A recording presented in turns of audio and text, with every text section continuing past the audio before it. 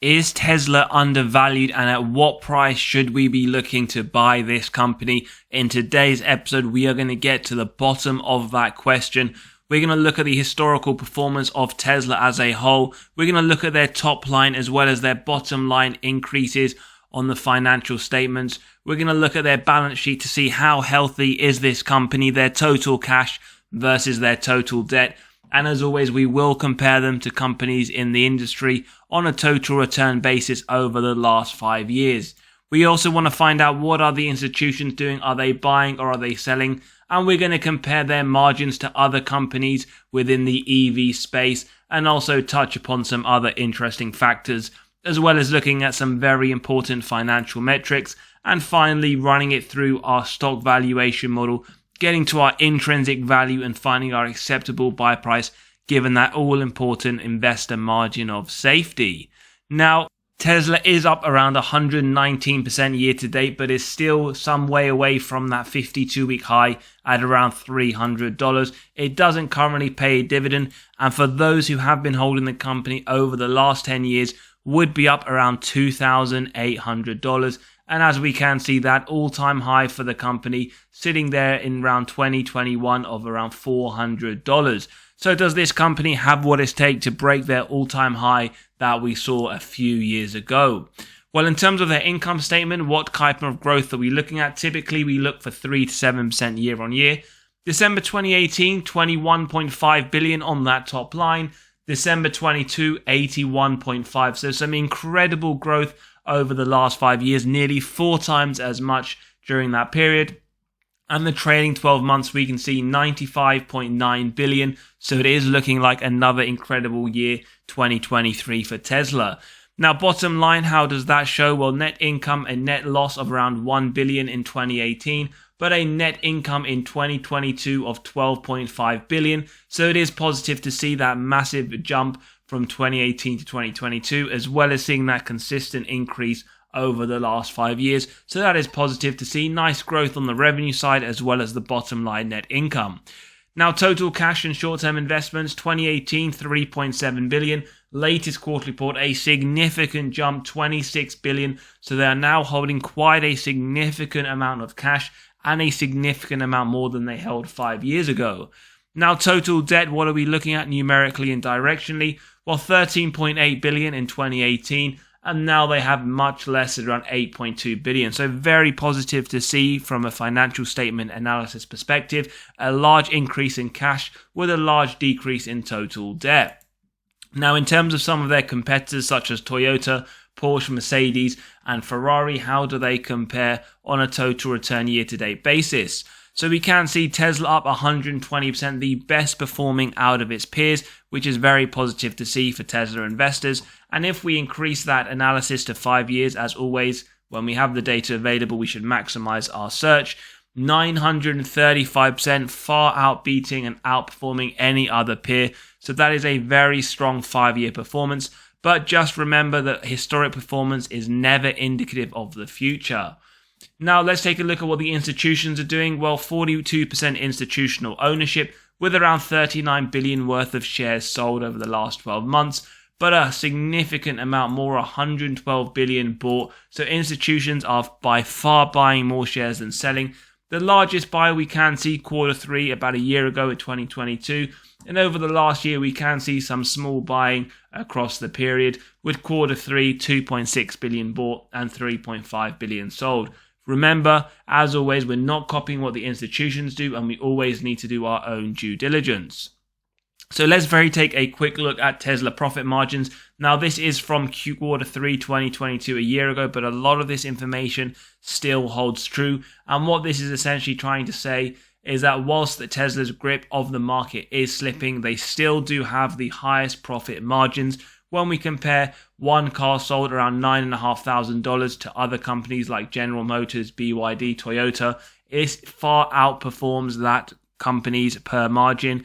As we can see, some companies such as Ford do make a loss per electric vehicle car sold, as well as XPeng and NIO. So this is something just to bear in mind, that whilst they are dropping their prices that we'll touch upon shortly, they still do have the highest profit per vehicle. And when we take a look at that, we can see recently, in fact in 2023, they have consistently cut their prices on both their Model S and Model X. We can see here just the severity. Model S, $105,000 in January the 1st, $75,000 in September. That is a significant drop. If at any point you had bought this car, you would be slightly annoyed, I'd imagine, as a Tesla consumer, that the car you once bought not only depreciates when you drive it off the lot, but in fact you could have bought a much newer car at a much cheaper price. So something just to bear in mind as they do try and continue with that market share they hold, dropping that price. And as we can see, even though they drop the price, they do hold the biggest profit per vehicle. And we can see clearly some companies are doing this at a loss. Now, in terms of some key financial metrics, let's take a look. Straight away, $711 billion. It is a mega cap company. Now, in terms of the free cash flow per share, which is always what we like to direct our attention at as opposed to the earnings, which is susceptible to manipulation, what we can see here, around 55 negative cents free cash flow per share in 2014. They are now positive free cash flow, and it is very positive to see. That is a very nice consistent increase from 2019, and 2023 expected to be even higher. So very positive to see. They are now free cash flow positive, and it has been this way for quite some time with consistent increases year on year. Sales growth, double-digit growth every single year for the last 10 years. While some people do argue that that growth is slowing down, in actual fact, the last 2 years we can see some of their best performing years out of the 10-year period at 71 and 51%. So that is very positive as a shareholder or a potential shareholder. Now, numerically speaking, translating that into numbers, $2 billion worth of sales in 2013, $82 billion in 2022, around 40 times an increase on that top line. Phenomenal. But do also note shares outstanding. Yes, we love it as investors when companies do share buybacks, but with Tesla, they do the opposite. They're issuing shares, diluting your position as a shareholder. 1.7 billion shares outstanding in 2013, 3.48 in 2022. Now, ROIC, they are ROIC positive now from 2020, which is good to see. The minimum we typically like to see, 10% or more. It does give us faith in management's ability to effectively allocate their capital. And the last 2 years are looking very positive, especially if this does continue.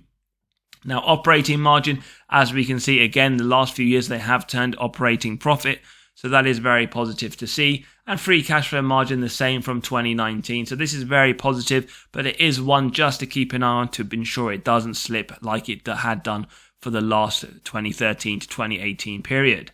Net debt to EBITDA. Now this is essentially showing us the number of years it would take the company to pay off all of their debt net of cash on hand. Essentially the last 3 years, given how much their cash has risen and their debt has dropped, it wouldn't even take them 1 day to pay off all of their debt net of cash on hand. So that is extremely positive. So that's all about the numbers. Now we can look at the valuation. And as always, if you do enjoy the content, value is being provided, hit that like button, subscribe and hit the bell to be continually notified of these videos. And if you want to grab a copy of the valuation model to get to the intrinsic value of companies in your own portfolio and to get your own acceptable buy price, then do click on that pinned comment below. So let's jump straight in. Now, typically Graham's valuation is what we'd use to analyze companies as the first model of 4. However, given the rapid growth that Tesla do have, and as we do mention, it is subjective, but for rapid growth companies, we tend to ignore Graham's valuation as it isn't relevant. We can see that double-digit increase year on year. So this won't be one that we'll use. But how we do, we put the ticker symbol, the earnings per share, growth rate per analyst estimates, that current yield on AAA corporate bonds to get an intrinsic value. Now, typically the second model would be the multiples valuation. However, other than Ford, the other companies are negative earnings per share. Therefore, this model would not be relevant and it wouldn't be appropriate. So we are removing this. Likewise, dividend discount model. At this current time, Tesla are not paying a dividend, so this model is irrelevant. But do let me know your thoughts in the comments at what point you would like to see Tesla to pay dividends. Now, the model that we are using essentially to calculate the intrinsic value is the discounted cash flow model with our free cash flows year on year. Now, typically, we can see the average growth rate is negative given the large negative free cash flow they've had. But as we can see from 2019, they have become free cash flow positive, with the average increase over that period being 106%. Now, we have gone slightly lower than analyst estimates at 26%, and in conjunction with the discount rate, we get the present value of future free cash flows and terminal value. If we add together with the cash, subtract total debt, we arrive at that equity value. Dividing that by the shares outstanding, we get a DCF price of $267. Now, when we take a look at the share price, that is slightly lower than that 52-week high, but still showing signs of undervaluation.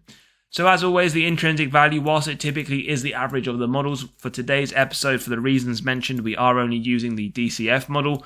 Now, with the current price at $237, what we would start off with, as always, for our margin of safety, 10%, wide moat, strong financial metrics, good forward-looking data. Now, there are people here who would say that that all applies to Tesla, and therefore, with a 10% margin of safety, they would be happy to buy it up to $240. Now, if we were to increase that for investors who wanted a larger margin of safety, they would be looking at buy based on our estimates and judgments today of around $227. At 20%, it would be around $213, and those looking at 25% around $200. And as we can see, that is still within that 52-week range period. Now, what are Wall Street saying? Well, they believe the share price over the next 12 months to go up to around $260, slightly lower than our intrinsic value, but they do still see some nice upside to the current trading price. As always, let me know your thoughts on Tesla. Is this a company you're looking to add or one you already hold, possibly looking to sell? Let me know if you do agree with the intrinsic value or if you do see a lot more upside or even downside to the current price, especially given the fact that Tesla are reducing their prices of their cars, but they do still hold one of the highest net profits per car sold. As we saw, there are a lot of companies like Ford, Rivian, even Lucid, where they are making a loss on every single car sold. Finally, if you enjoy the content value is provided, do hit that like button. It helps the channel grow, helps the video get sent out to a lot more people. Do subscribe and hit the bell if you want to be continually notified of these videos. And finally, don't forget, if you do want to pick a copy of the valuation model to get to your own intrinsic value of companies in your own portfolio, then do click on that pinned comment below.